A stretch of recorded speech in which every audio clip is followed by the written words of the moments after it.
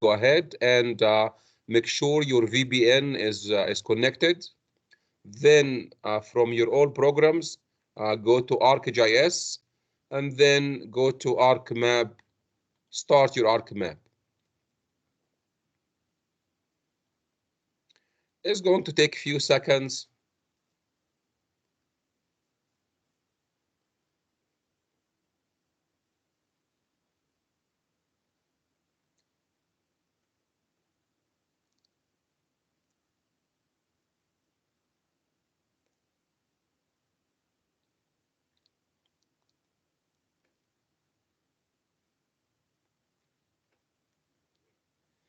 Okay, as usual, as you can see, we get introductory or getting started dialog box, which allows you to open like an old existing project.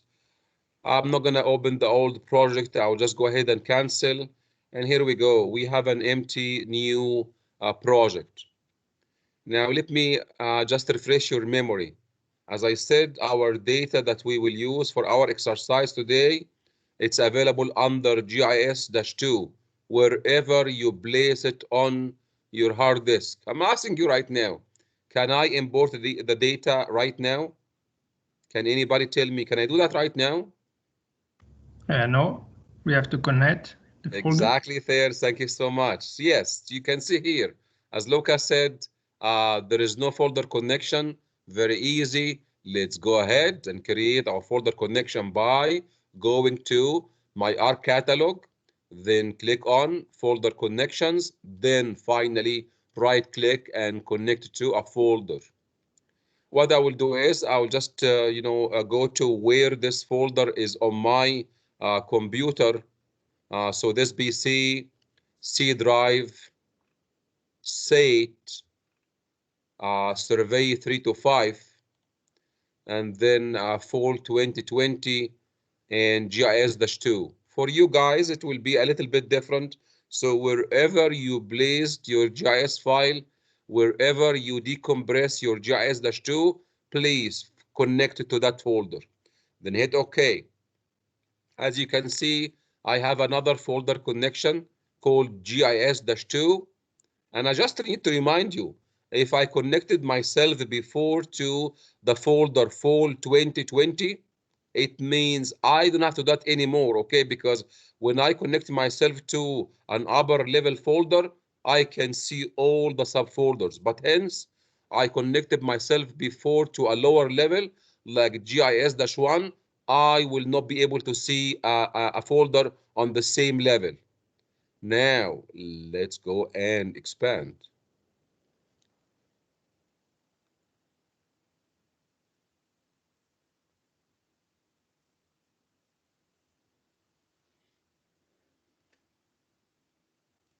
Okay, so you can see in my folder, there is no subfolder. That should be very clear. There is no subfolder. And if you see how many files, I have total of 4 files. I'm not sure if you have the same number because I kind of cleaned this folder. So you may see more more files than I do. I apologize. I should probably clean the folder before I upload it to D2L. But really, what you want to start your exercise is with only one file, and the file called be.txt. And this be.txt. It is called bare earth. It means earth without any man-made feature. I know it's not very clear, but I'll come to this discussion later on. But our file, it's called be.txt. Then what you have to do next is we're going to import this file. I know that in my class before I showed you how to import a shapefile, which is very simple. It was drag and drop. You click on the file on the catalog, then you drag it and drop it into your data area. We will do the same thing here. We will click on be.txt, then drag it and drop it into your data area. And what happened is there is nothing has happened. You can see it's empty All you see is when you go to the layers on the table of content, you see the same file. You know what? Before I do something here, I want to show you what this file is and what does it represent. So I'm going to visit exactly the same folder on my computer. You don't have to do that. You don't just look at my screen. Please don't do that. I'll go to fall 2020. I go to GIS-2 and I open my pe.txt. Now, I want everyone to look at my screen. So this text file, what does it contain? You can kind of guess what does it contain by looking at my screen. Because simply we have our first row here. This is our first row, and that's the header. Okay, that's the header. And simply the header tells you that the first column is number, like point number. The second column is easting. The following column is northing. And the last column is elevation. So kind of taking you back to like 3 months ago when we started our class and we looked at our total station files. So this is pretty much the same. I would say the difference is, a few differences. Number one, we have no description. Number two, the other one was say a comma delimited. So this one, I think it's a tab or a space. Okay. However, one big thing is that this is not a total station file. This is not total station file. Later on, I will show you how many points available. There is few 100,000 points available in this file. And you can see if you look at the file size is really, it's about 18 megabyte. And 18 megabyte, we have so many points. Really, this is a laser LiDAR system data. So this file here was collecting using LiDAR, like airborne. We have an aircraft simply has a laser scanner together with a GPS, an INS, and it's able to scan the ground. And this is the data we get from that scanner.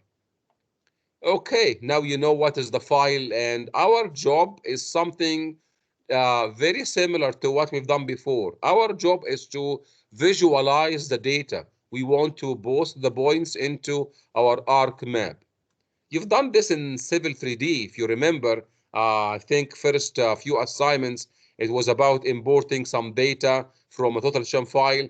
Today, we will import the data from a data file, but not using Civil 3D. It is using ArcMap. Please watch me as I do it. In order for you to render and visualize the data, you need to do something. And I guess if you are smart, and I'm pretty sure that all of you are smart, probably you kind of guessed why there is no data here. Why not automatically, when I drag my file into my data, it doesn't show the point. The secret is, so far the software doesn't know where to read the X and Y and Z. And if you remember from 3 months ago, there is something called file format.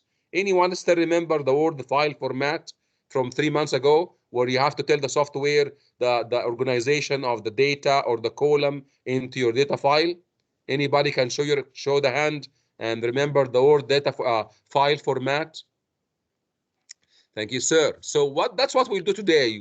I'm gonna right now show the software where to read the X, where to read the Y, and where to read the Z. Once you do that, the data will be shown here on your screen. Very, very simple. Watch this. I'm going to go to my table of content, click on my data file, then follow by right click. There are some commands here, but really you want to go to display XY data. So one more time, you move your cursor on the table of content, you click on your text file, then take a right click, and then finally go to display XY data. When you do so, this is the way you do it. The software is asking, where can I read my X? Please look at my cursor. You can see the software is inquiring, where can I read my X? And where I can read my Y? And where I can read my Z? Very simple. Drop this menu and you will see how many names you see: NO and easting and northing and elevation. What are those? Those are the first row in my data file. So the software will read the first row as a header, and the header simply will name every column. Looks like I have to say, okay, read the X from eastern column, read the Y from northern column, read the Z from elevation column. And again, if you don't follow, watch this.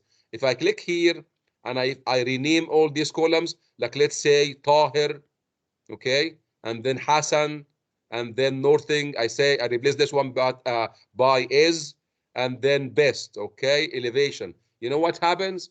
When you go to here, you will see those four names: Tahir, Hassan, is, best, friend. Okay, there is no friend here. Okay. Anyway, so you need to tell the software, read your X from east column, read your Y from north column, read your Z from elevation column, and those are simply the header. You can see here, those are the header in your file. You know what? We're done. Hit OK. And this, there's nothing you can do here. This is kind of information. It tells you it doesn't have, this file doesn't have object ID, like kind of serial number, and the software will do that for you, will create an object ID. I'm gonna hit OK and watch what happens.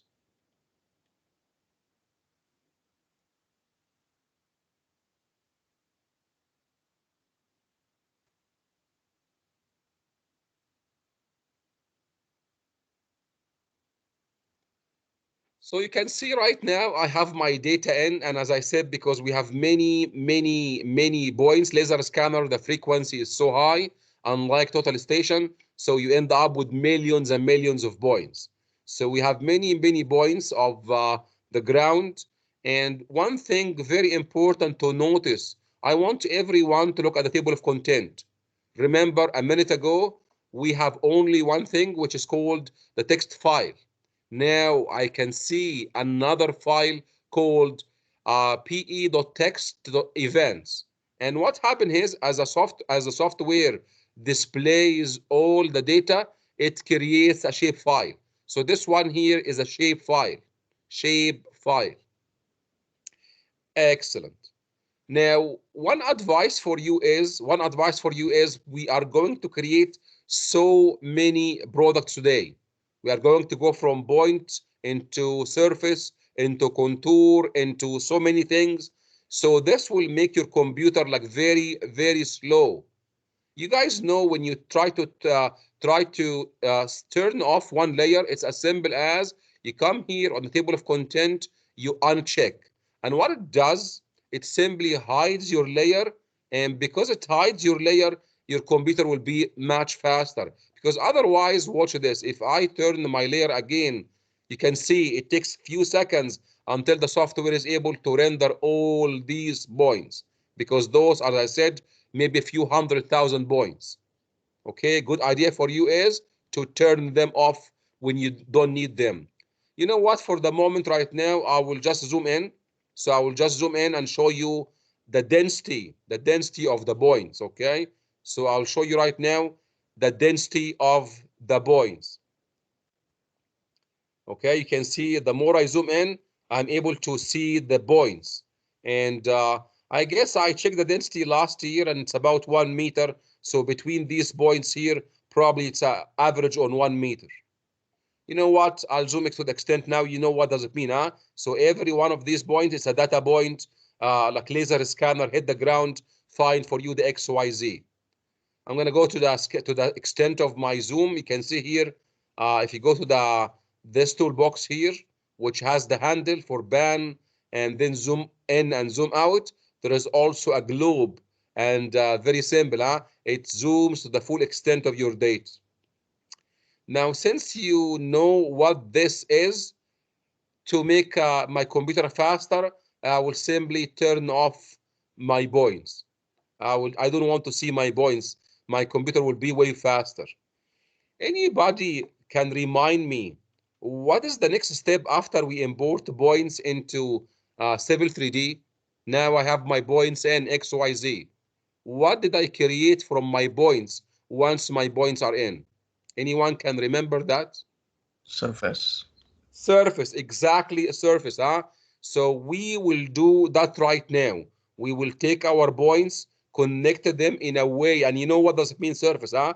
It's nothing random. It is based on algorithm, and I will remind you, the software will take 3 points and create a triangular face that connects the 3 points, and making this more and more and more and more. So what you get is you get a continuous representation of the ground, not only discrete points, rather than continuous representation of the ground, which we can use for everything else. Like, for example, drawing profile, cross sections, creating volume report.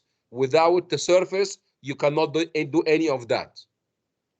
So we will do the same thing right now, but not on Civil 3D. We'll do that on ARCGIS. And you know what? Slowly you will feel that ArcGIS is way simpler than Civil 3D. Look at how easy we're able to show our points, and how was it in Civil 3D. By the way, so you know, to be honest, in my view, it doesn't make Civil 3D like a harder. It is just Civil 3D is surveying oriented, and that's why things has more details, like point group. Do we have here a point group? We don't have point groups because simply this software is not designed for surveying. There is some overlap, but there is another function for this software. But anyway, my conclusion is, and I get this feedback from my students all the time, they feel that ArcGIS is way simpler than Civil 3D. Okay, now I'll show you how to create our surface. To do that, we will need one of ArcMap tools. Tools, remember the name, huh? Tools. How can I find a tool, or how can I use a tool? You have 2 ways. Way number one is to go to toolboxes.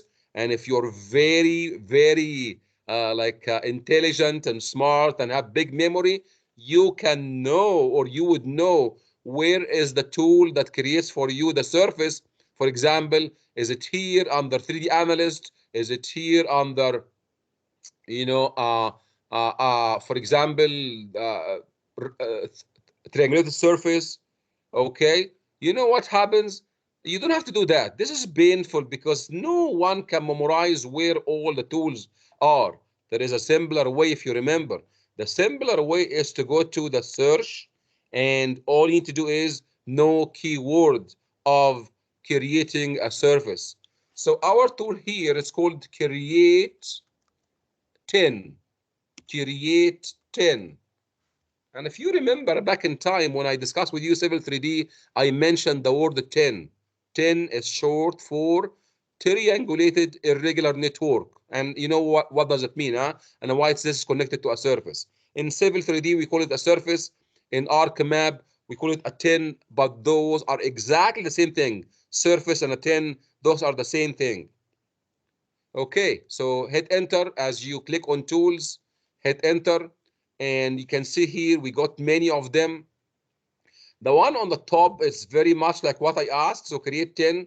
And if you take some time to read the description, you can see creates a triangulated irregular network database, which is our tool here, which remember it comes from 3D analyst tool box. So the Create 10 is a tool which comes from or available under 3D Analyst.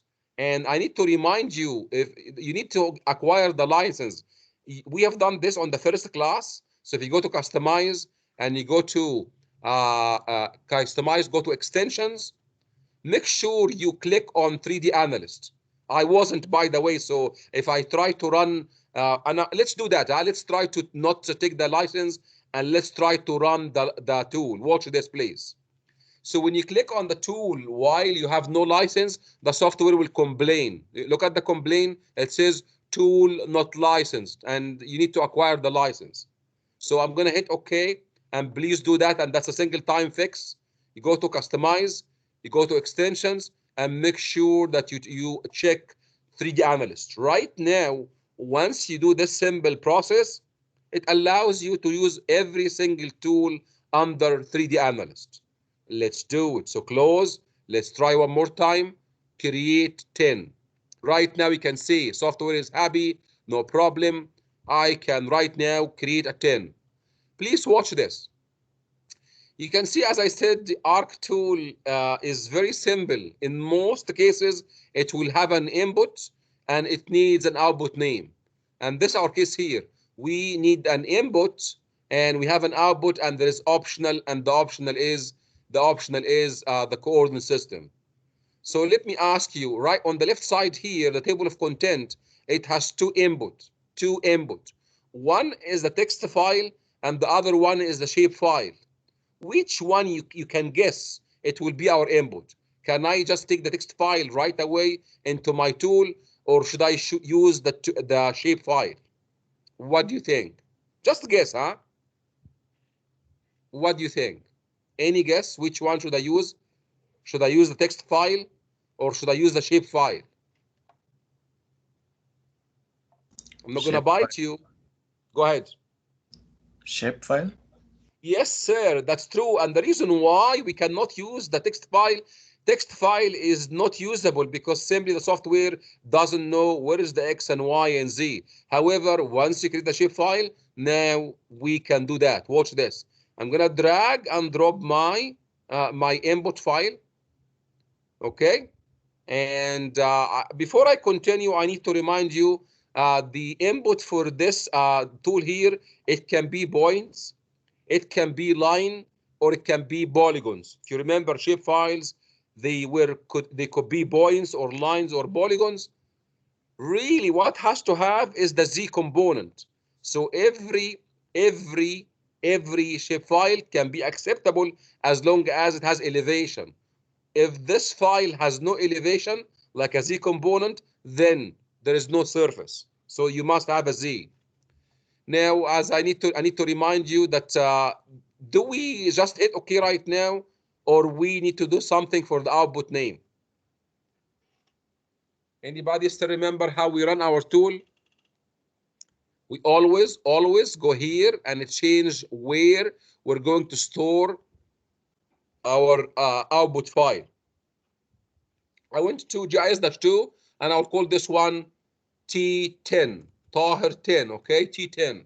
You can call it any name, but I know that ArcMap has a maximum of, I think, 12 characters. So that's why be careful about the name. You can make it long as you do with the Civil 3D. So I made here a short name, T10.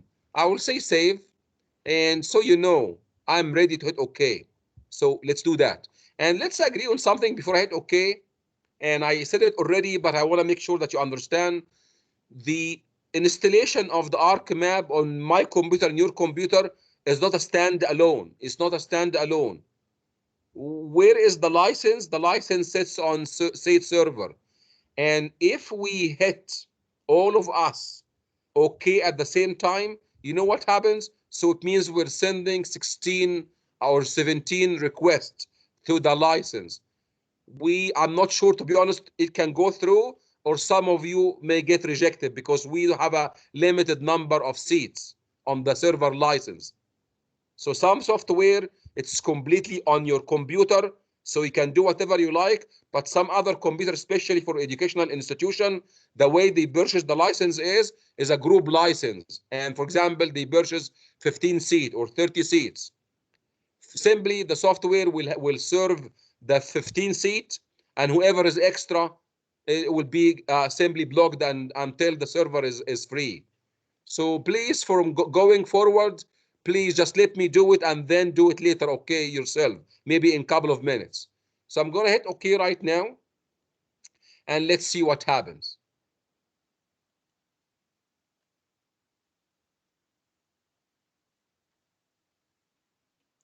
As usual, the ArcMap, as soon as the process is complete, on the bottom right corner, you will get a notification. This notification, it could be a good news, like a green check. It means create 10 green check. It means we're done, we're ready for you. Or the other option is, you get rejected from the server and you get red cross. It means I cannot, sorry, come back later. I will do it later. You can see here on the bottom right corner, I get the green check. It means I'm okay. And on the same time, watch my screen. Do you see anything new? Okay, you see anything new? You see the surface, okay? So this is exactly the surface that we built in Civil 3D. It is just a little bit prettier because you can see it comes with the color. So you have the gray and the, the light white, and then the brown, and then the red, and then the orange, and then yellow and green, and then finally the cyan.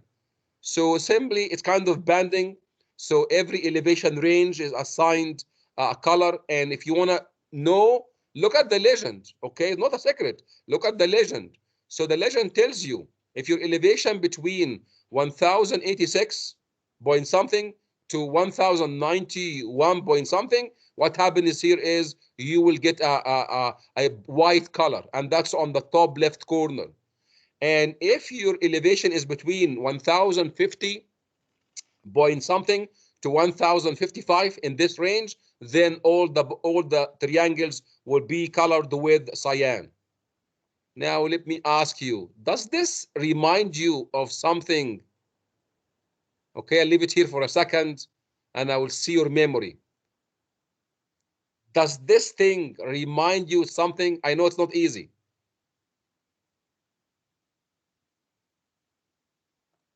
Okay, I'll give you the secret. This is Sate. Not the entire state. This is the south part of state, where uh, look up my cursor. I'm gonna move my cursor. This is simply the 10th Street to the east side of state, and this is the soccer field. Okay, and this is the parking behind state. So this is an area of state. Okay, dokie. Let's see if this is really at a 10. So I'm going right now to zoom in. So I'm going to take you guys closer to my surface. I will just zoom in and I will prove for you that this is a 10. Okay.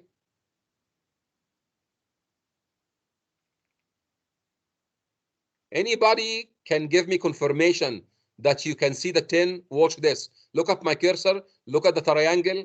So every 3 points are connected by a 3-dimensional triangular face. Can I get some confirmation?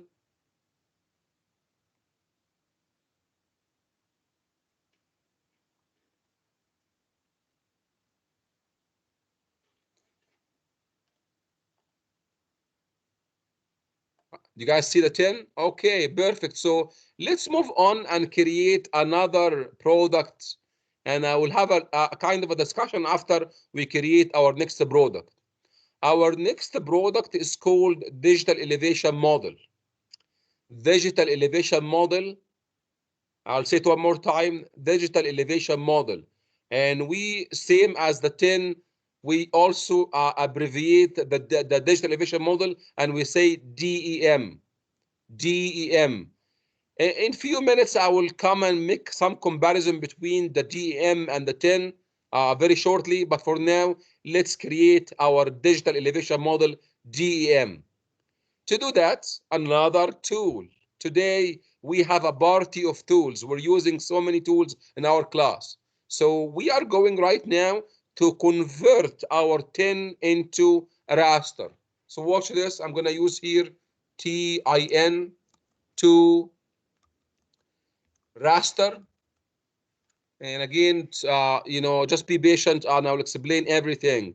You can see here, I'm trying to find a tool which is called the 10. So I'm converting my 10 into another format called Digital Elevation Model, which is in raster format. You can see here, I have 2 of them. I want everyone to watch my cursor. There is one tool called the 10 to raster, another tool called raster to 10. Really, what you need to understand here is that the conversion from 10 to a raster, it is available both ways. So if I have a 10, I can create a raster. And if I have a raster, I can convert my raster into 10. I'm going to expand the discussion, but please be patient. I will go ahead and create or turn my 10 into raster. Here we go. So you can see here is my 10 to raster tool. And you can see it needs an input. You can see, look at the green dot. I need an input, I need an output, and that's it. So now, what is my input? My input, it has to be 10. So I'm going to take T10, which is my 10, drag it and drop it here in the input 10. That's my input, because look at this. This tool, it will simply, you feed the tool with 10, it will spit out for you the raster. So the input will be a 10 and the output must be a raster. I'm asking you, what should I do for this? Should I hit OK right now or should I do something? Change the name. Thank you, sir. So I go here and I say T raster. I will call it T raster, like for Tahir raster.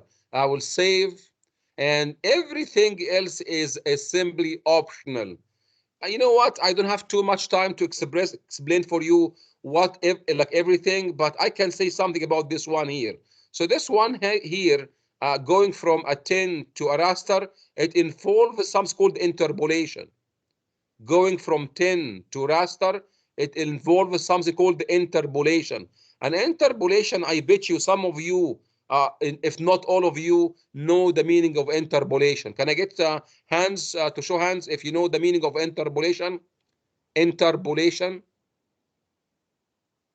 Interpolation is simply a mathematical process which simply trying to come up with something that is unknown based on known data point.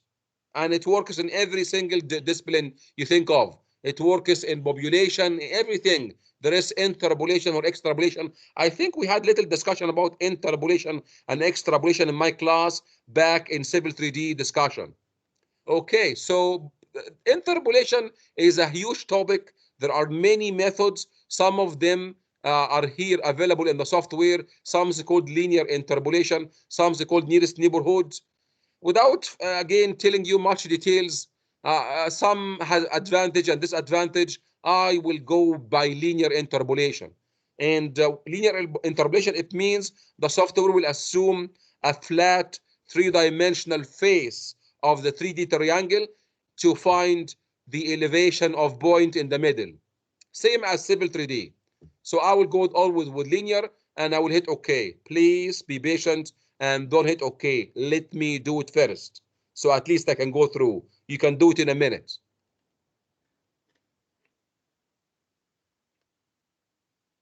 Okay, I'm done. By the way, if you see the bottom right corner, it's the notification is coming. And it says here 10 to raster with the green check. It means we've done it. And I know some of you will say, okay, Tahir, we don't see anything. Okay, we don't see anything.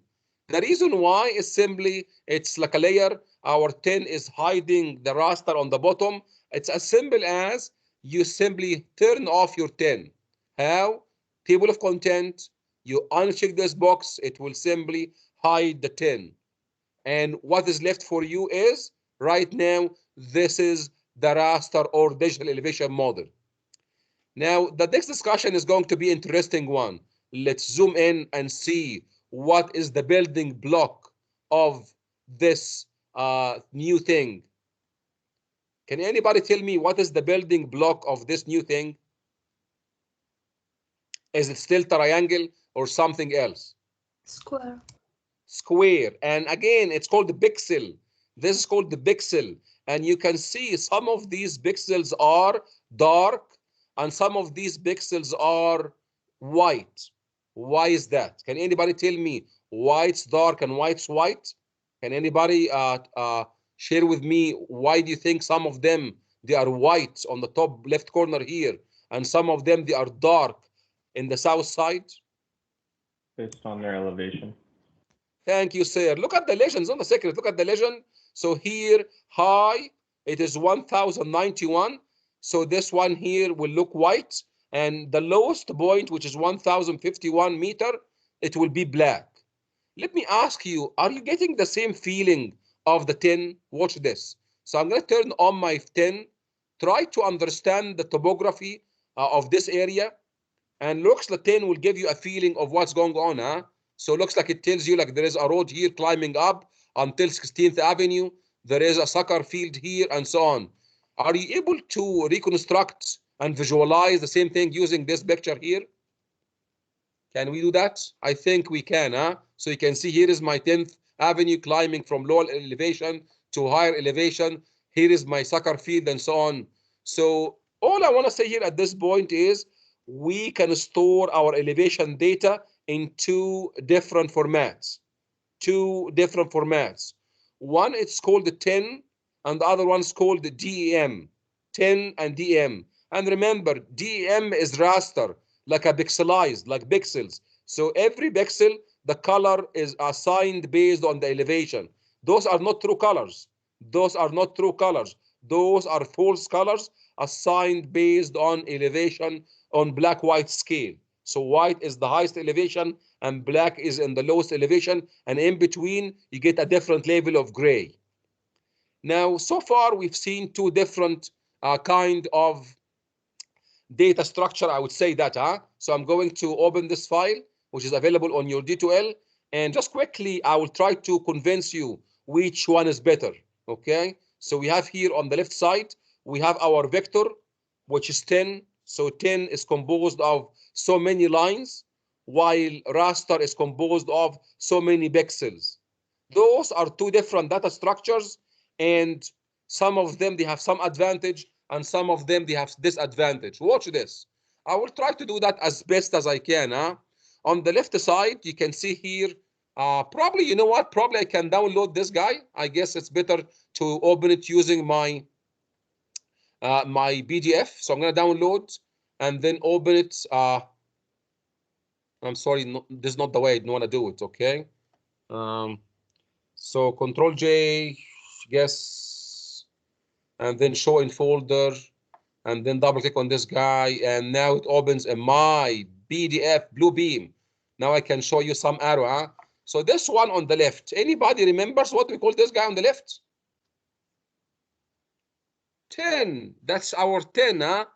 Triangulated irregular network. There are so many triangles, and you can see triangle in simplest form are three lines. A line, a line, a line, and that's called vector format. So those are vector format.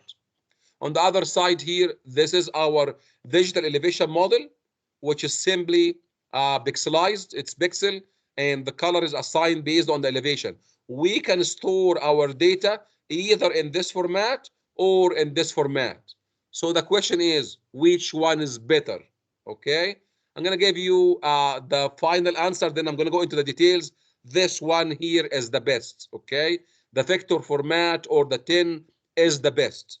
But if you want to know the details why it's the best, let me explain for you why it's the best. So I will just make a little comparison here between the vector on one side, the 10 on one side, and my digital elevation model on the other side. Okay, now in terms of data structure, you guys know I don't have to repeat myself.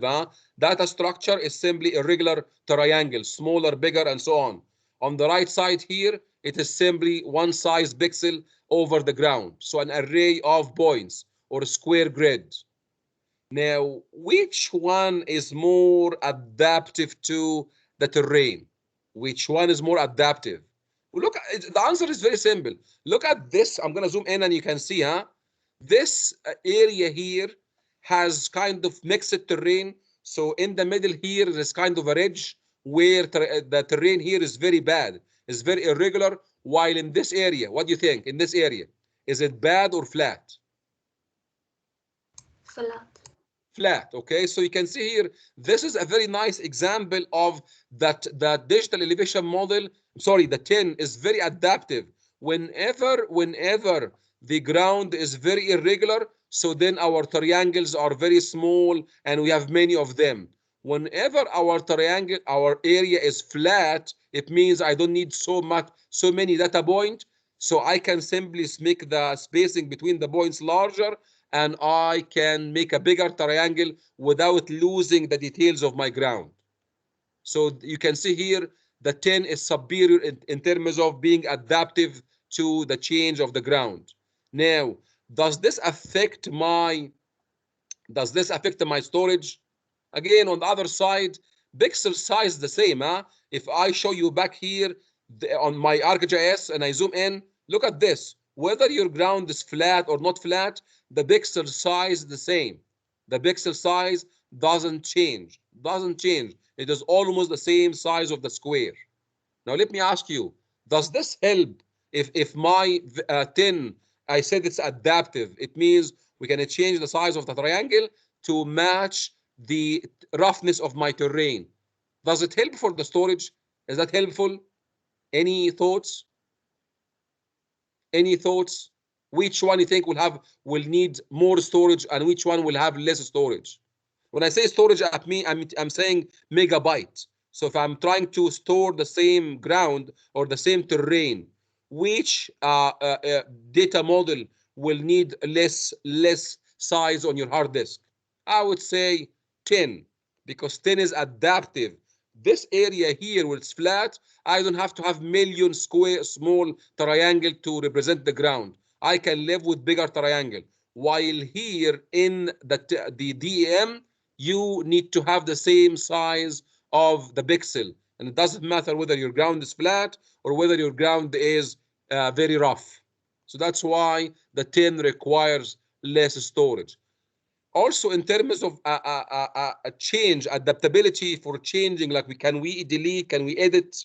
Can we edit? Yes.